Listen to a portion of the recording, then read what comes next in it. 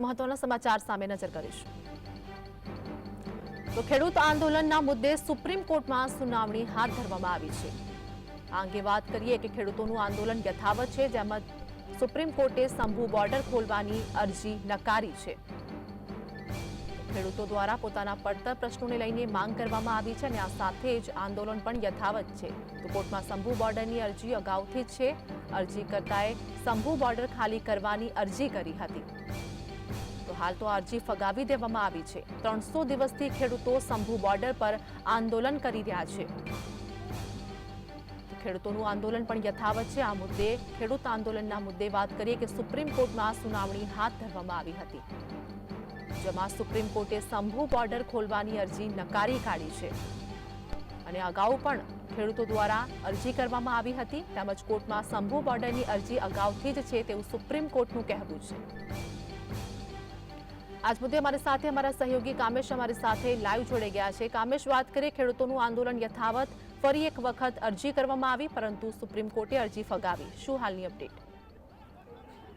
બિલકુલ ચોક્કસથી આપણે જણાવી દઉં આરતી કે અત્યારે ખેડૂત આંદોલનને લઈને મહત્વપૂર્ણ સમાચાર આવી રહ્યા છે ને તેને લઈને જો વાત કરવામાં આવે તો શંભુ બોર્ડર પર બેઠેલા જે ખેડૂતો છે તેમની જે અરજી હતી તેની ઉપર તાત્કાલિક સુનાવણીનો સુપ્રીમ કોર્ટ દ્વારા ઇનકાર કરી દેવામાં આવ્યો છે। મહત્વની વાત એ છે કે પંજાબ અને હરિયાણાના ખેડૂતો ફરી એક વખત કહી શકાય કે રસ્તા પર ઉતરી આવ્યા હતા અને ખેડૂતોનું જે એક મોટું જૂથ જે છે, સમૂહ જે છે એ શંભુ બોર્ડર સહિત દેશની જે રાજધાનીની સરહદો જે છે ત્યાં આગળ પડાવ નાખીને સતત પોતાનું આંદોલન ચલાવી રહ્યું છે અને તેને લઈને વાત કરવામાં આવે તો ખેડૂતોને જે પણ આજે કાર્યક્રમ ચાલી રહ્યો છે તેને લઈને સુરક્ષાના દ્રષ્ટિકોણથી પંજાબ, હરિયાણા અને દિલ્હીની પોલીસે સરહદી વિસ્તારને બંધ કરી દીધો છે, જેને કારણે કેટલાક યાત્રીઓ છે, મુસાફરો જે છે તેમને મુશ્કેલીઓનો સામનો કરવો પડતો હોય છે અને ખેડૂતોના વિરોધને કારણે રસ્તાઓ પણ બંધ થતાં એક શનિવારે જ સુપ્રીમ કોર્ટમાં જાહેર હિતની અરજી દાખલ કરવામાં આવી હતી અને જેને લઈને સુપ્રીમ કોર્ટમાં જાહેર અરજીની જે સુનાવણીની વાત હતી પરંતુ તાત્કાલિક સુનાવણી માટે નો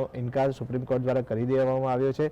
અગાઉની જો વાત કરવામાં આવે તો ખેડૂતોના આંદોલન લઈને સુપ્રીમ કોર્ટમાં જે પીઆઈએલ દાખલ કરવામાં આવી હતી તેને લઈને આ સુનાવણી હતી।